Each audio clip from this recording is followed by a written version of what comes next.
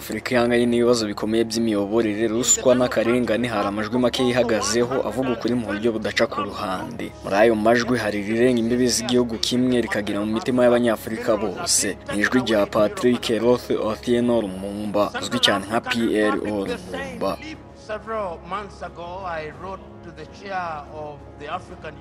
Uyu mugabo akomoka muri Kenya ariko umutima we uri muri Afurika yose. Avuga nk'umuhanuzi, ahagarara nk'intwari kandi agatekereza nk'inararibonye. Ni umwavoka, umwarimu, impirimbanyi y'ubutabera, ariko hejuru ya byose ni umurabyo w'ukuri mu mwijima w'inyungu z'ibihugu by'ubutegetsi bwonona umugabane.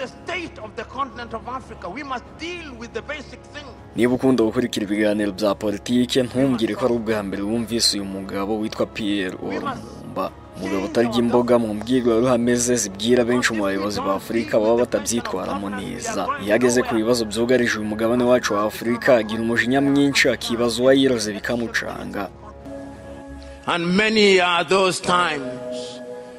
Murabizi, akenshi nsomye inkuru yo muri Bibiliya, nkasoma ibyerekeranye na Yesu w'i Nazareti, nkazunguza ubwenge bwanjye ntekereza ku kwicisha bugufi kwe. Numva kenshi avuga ko ataje ngo bamukorere, ahubwo yaje gukorera abantu. Noneho nakwitegereza abayobozi bacu, iyo bari gushaka intebe, iyo bashaka ko tubashyigikira, nabo baca bugufi cyane. Their humility personified. They kiss babies. Basoma impinja. They go to the shipping. Bajya ahantu haciriritse bakanywera mu bikombe byanduye. They walk on foot. Baremera bakagendesha ibirenge, basekana natwe, bifotozanya na buri wese, ntibita ku mutekano wabo, mbese baca bugufi koko. Humility personified. Bavuga ururimi dushaka kumva, bakora ibyo batekereza ko dushaka kubabona bakora. Baratujijisha, baraturyarya, tukizera ko ahari ari abayobozi.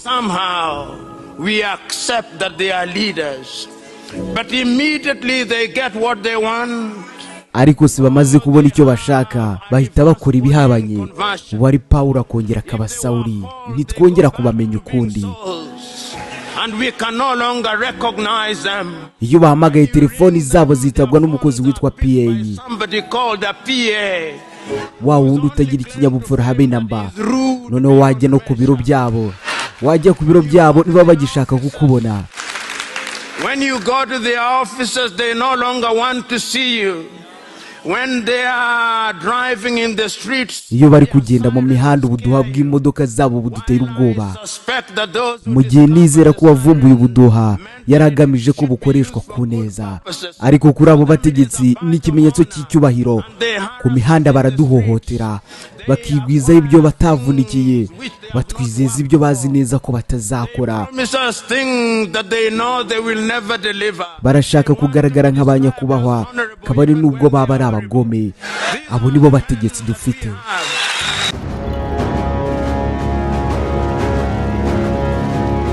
Byashoboka ko atari byinshi uzi kuri uyu mugabo utagira ubwoba mu biganiro bye, ukaba ushobora kuba wibaza niki cyamumaza ubwoba, akaba adatinya ko ashobora gufatirwa imyanzuro ikomeye n'abayobozi ba Afurika kubera ibyo abavugaho byose. Ni he mu by'ukuri akomora ku kuvuga neza kwe? Ni impano Imana yamwihereye cyangwa n'umenya kumura mu mashuri yize, na cyane ko afite PhD? Ni byinshi byibazwa kuri uyu mugabo, benshi bakanahagarika kubyibaza kubera ko wenda babiburira ibisubizo. Byose reka tubivugeho ubwo uri hano. Wageze kuri Kigali Post, naho ngende The Green. Gusa nutankurikira aka kanya, amahirwe menshi ntabwo uzongera kunyumva. Ngaho kora subscribe, ufungura inzogera, ubundi tujye tubana kenshi mu biganiro byacu. Ikaze mwese.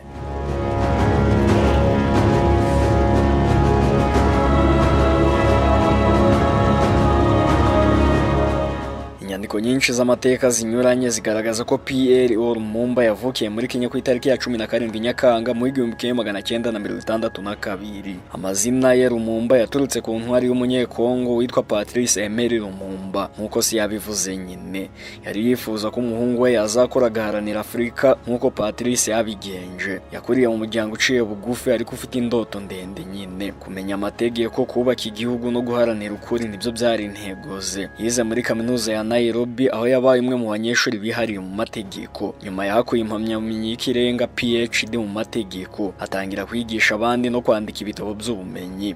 Rumumba ntavuga byinshi ngo ashimisha abantu. Arababara iyo abona Afurika icuruzwa, ibyejejwe biribwa n'abayobozi bacitse ku nshingano. Muri za mbwirwaruhame ze zamenyekanye cyane yumvikana avuga harimo nk'iyitwa "We are not poor, we are poorly governed. African leaders must realize that power is not for pride, is for the purpose." Akunda kwibutsa urubyiruko rwa Afurika ko Afurika idashobora kubakwa n'abanyamahanga, ahubwo ko urubyiruko rwayo rugomba guhaguruka rugahindura amateka. Mu mwaka w'2010 yagizwe umuyobozi w'ikigo cya Kenya kirwanya ruswa, Kenya Anti-Corruption Commission. Yahise yinjira mu rugamba rukomeye arwanya abanyabubasha, abacuruzi b'inyungu n'abategetsi bigira ibihangange. Yaje gusezererwa vuba kuri uyu mwanya kubera uburyo yagaragazaga ukuri, ibintu abatari bake batashakaga kumva. Ariko ibyo ntibyamuciye intege, yatangiye ubutumwa bwe ku mbuga nkoranyambaga, ibiganiro nk'inama mpuzamahanga, aho yabaye nk'umwarimu wa rubanda. In northern Mali, the country is divided de facto into two. Plo Rumumba ahora avuga ko panafricanisme, ubumwe n'iterambere rya Afurika ariyo nzira yonyine izaheshuye umugabane agaciro. Yemera ko dufite ibihugu byinshi ariko nyine bikeneye ubumwe bukomeye, nk'uko ababyeyi b'ubwigenge barose barimo Kwame Nkrumah, Thomas Sankara ndetse na Patrice Emery Rumumba, tutibagiwe na Nelson Mandela babivuze. N'ijwi rye ryuzuyemo imbaraga ahavuga ati "If Africa must rise, then Africa must think, and Africa must think, then Africa must act." Uyu rero ni nawe muntu wenyine urubyiruko rwinshi rwa Afurika rufata nk'ikirango cy'ukuri. Amaze kugira ibihumbi byinshi byamukurikira ku mbuga nkoranyambaga nka YouTube, Facebook n'ahandi. Ubutumwa bwe bwagiye butanga icyizere, bushishikariza ibisekuru bishya guhindura ibintu. Nk'uko Plo Rumumba bivuga, "The most powerful weapon is not the gun, is the mind." Plo Rumumba uyu ni umunyamategeko w'umunyakenya, umuvugizi ukomeye w'ubumwe n'iterambere rya Afurika. Rero yanigeze gusura u Rwanda inshuro nyinshi, agatumirwa mu bikorwa by'imvugo n'impanuro bijyanye no kwigenga kwa Afurika, ubuyobozi bwiza n'indangagaciro z'umugabane. Bimwe mu bihe yagiriye mu Rwanda harimo bimwe mu bihe yasuye u Rwanda harimo nko mu biganiro mpuzamahanga n'amahuriro. Aha yagiye atumirwa n'amashuri makuru n'amavuriro y'ubushakashatsi nk'ibigo bya za kaminuza, aho yatangaga ibiganiro byerekeye kwigobotora ubukoloni n'ubwigenge. Uruhare rw'urubyiruko mu kuzamura Afurika, kurwanya ruswa n'ubuyobozi bubi muri Afurika. Yavugiye mu nama n'ibirori byitabiriwe n'abayobozi b'ibihugu, nubwo nta ngengabihe yihariye yagiye hanze. Hari igihe yitabiriye ibiganiro byiswe "The Africa We Want", byagiye bitegurwa n'abafatanyabikorwa batandukanye barimo n'Abanyarwanda. Aha rero nakubwira ko anakunda kwibanda cyane ku bitekerezo bya Patrice Emery Rumumba, intwari yiswe izina rye, Thomas Sankara ndetse yewe na Kwame Nkrumah. Yavuze rero mu Rwanda akunze kwibutsa Abanyarwanda amateka y'ubwitange, ubwitange bw'intwari n'akamaro ko kwihesha agaciro. Mu mpanuro ze nyinshi zakunzwe cyane mu Rwanda, aha yagaragaye kenshi mu biganiro byakwirakwiye ku mbuga nkoranyambaga nka YouTube, aho yahamagariraga urubyiruko rw'u Rwanda n'urwa Afurika kwigira, kwihangira imirimo no guharanira ubwigenge bwa Afurika nyakuri.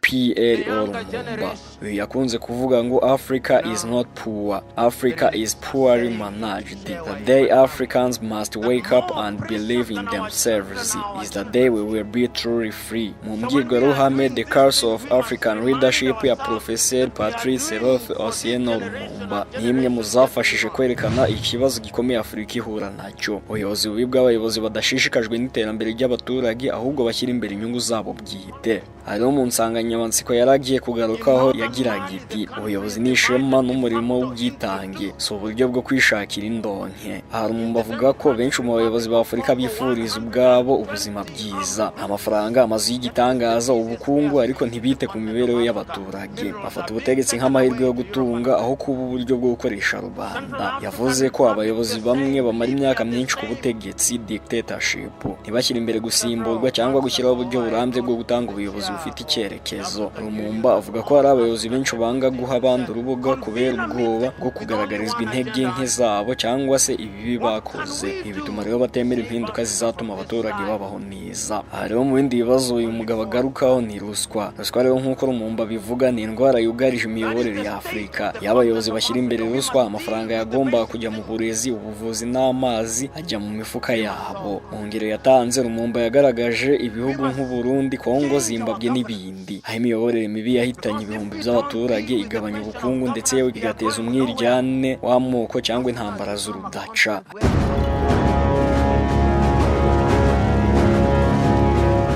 Rero anagira inama Afurika, akavuga ko Afurika ikeneye abayobozi b'abanyabwenge bafite indangagaciro. Demokarasi rero ngo si ugutora gusa, ni ugufata inshingano no gukorera rubanda. Abaturage bakeneye kugira uruhare mu guhindura ibyo babona bitagenda. Ubuyobozi bwiza butangirira mu muco w'ubunyangamugayo no kwihangana. Mu mvugo zikomeye yakoresheje muri iyo mbwirwaruhame rero, aha yaravuze ngo a country that elects thieves has no right to complain when they are robbed. Ati igihugu nyine gitoye ibisambo cyangwa abajura ikizigire cyicuza mu gihe kizaba kibwe. Africa is not poor, it is poorly managed. Ati Afrika ntabwo ikennye, ahubwo nyine ntukicunzwe nabi. The problem of Africa is not knowledge, is lack of character. Rero ni Plo Rumumba, umuntu utari perezida ariko akagira ijwi riruta iry'abayobozi. Si umutegetsi ariko agateka ibitekerezo bya benshi. Umuntu udafite indege cyangwa amagorofa menshi ariko agafata imitima y'abantu ibihumbi n'ibihumbi. Zo nyine Afurika iramufite, ariko iracyakeneye abandi nkawe. Abavuga ukuri niyo kwaba kubabaza, abaharanira uburenganzira n'ubusugire bw'abirabura no gukomeza intambara y'ubwigenge. Si ya politiki gusa, ahubwo niyo gutekereza no kwiyubaka. Iki rero ni igihe cyo kuvuga, gukora no kubaka.